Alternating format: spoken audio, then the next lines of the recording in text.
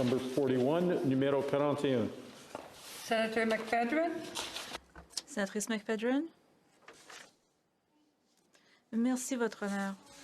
Chers collègues, je vais parler en appui de la motion de la sénatrice McCallum que le Canada adopte l'antiracisme en tant que sixième pilier de la loi canadienne sur la santé pour interdire la discrimination basée sur le racisme et offrir à chacun le droit égal à la protection et aux bienfaits de la loi.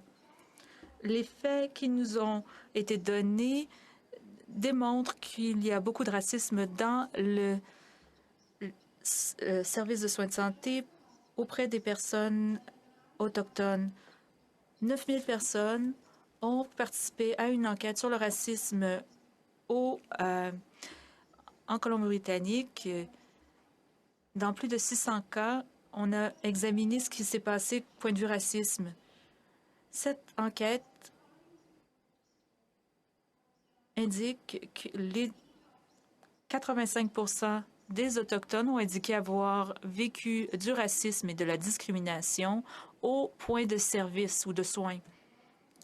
Un tiers des travailleurs non autochtones ont fourni des renseignements sur un incident raciste qu'ils ont vu.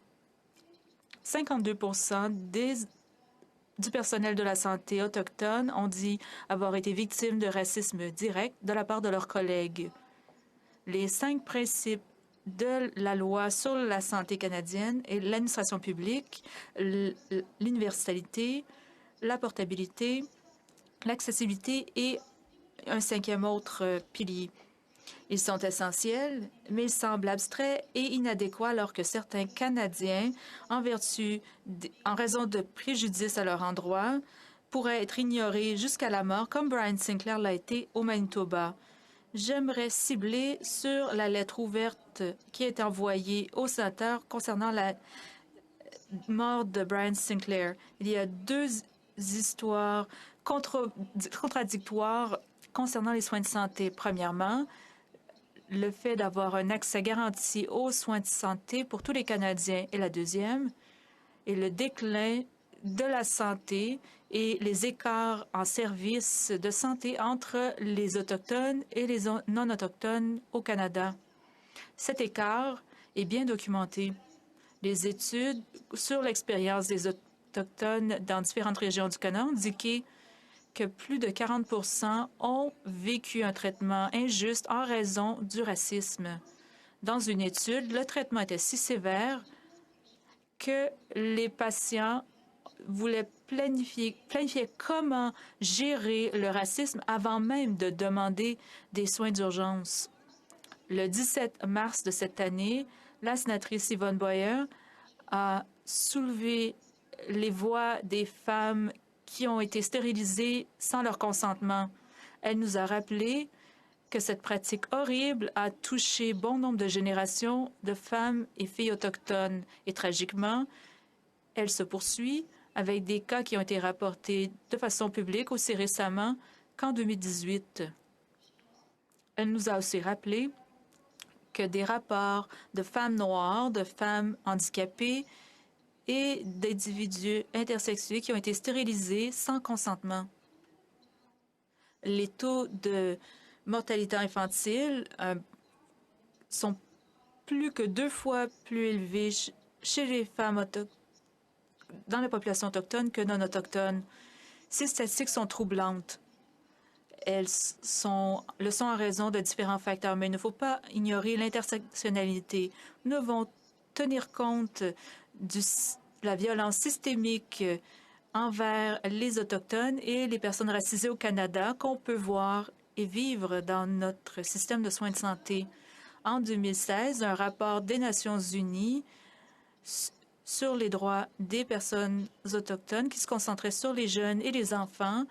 Ce rapport reconnaît que le droit à la santé est indispensable pour l'existence des peuples autochtones. Il s'agit d'une composante initiale de leur droit à l'autodétermination. Chers collègues, il est de notre devoir de nous assurer que les patients autochtones aient accès de façon équitable à des soins de santé empreinte de compassion et qui ne soit pas assujettis à du racisme colonialiste qui est encore dans notre système de soins de santé, de façon consciente ou inconsciente. Il s'agit de nos patients les plus vulnérables. Il faut réfléchir aux déterminants sociaux de la santé qui sont plus insidieux dans leur impact intersectionnel sur la santé, y compris l'histoire de la colonisation, l'oppression culturelle et les disparités économiques. En raison de la confiance que les bon nombre ont envers la loi sur la santé, on peut croire que l'antiracisme est présent dans la compréhension des 5 piliers de cette loi. Toutefois, il est logique que les principes d'universalité et d'inclusion pourraient comprendre cette conduite. Malheureusement, les faits ne cadrent pas avec la réalité. La preuve est dans les statistiques qui nous indiquent que dans la loi actuelle, ce n'est pas suffisant. Cette loi est au cœur de notre système de soins de santé national. Le fait de formaliser l'antiracisme comme pilier dans la loi serait une reconnaissance explicite que le racisme systémique est présent dans notre système de santé et agirait comme invitation pour développer des pratiques et des politiques pour réduire l'impact et la prévalence du racisme dans les soins de santé et fournirait une plateforme de réglementation qui permet un accès équitable aux soins de santé pour tous. Un élément de cette réponse serait le fait d'avoir des compétences culturelles ou une formation en compétences culturelles, comme ce qui se fait en Colombie-Britannique, y compris des programmes qui fournissent de la formation sur la terminologie, la diversité, les aspects de l'histoire coloniale, les stéréotypes et le fait d'avoir des outils pour communiquer et bâtir des relations avec les patients autochtones pour que les services de santé soient plus respectueux et efficaces plutôt. Honorable collègue, dans personne qui cherche des soins dans un établissement médical pour être négligée et abusée, comme Joyce Echequan a vécu alors qu'elle mourait dans un hôpital québécois. Il ne devrait pas être possible que toute vérification fait en sorte qu'une personne décède. On l'a vu le mois dernier. On peut seulement traiter des inégalités systémiques si on reconnaît leur existence en fonction de leur impact sur les Autochtones et les autres personnes racisées, leurs familles et leurs communautés. Les Canadiens choisissent régulièrement nos soins de santé comme priorité essentielle pour que le Canada demeure une démocratie forte. La loi sur la santé canadienne est au cœur de ces valeurs canadiennes et de nos aspirations vers un Canada plus fort. En appuyant cette motion, les sénateurs indiqueraient leur leadership en action antiraciste en demandant l'ajout d'un 6e pilier dans la loi canadienne sur la santé qui préviendrait la discrimination fondée sur la race et qui donnerait à tous le droit d'avoir accès aux protections et avantages de la loi.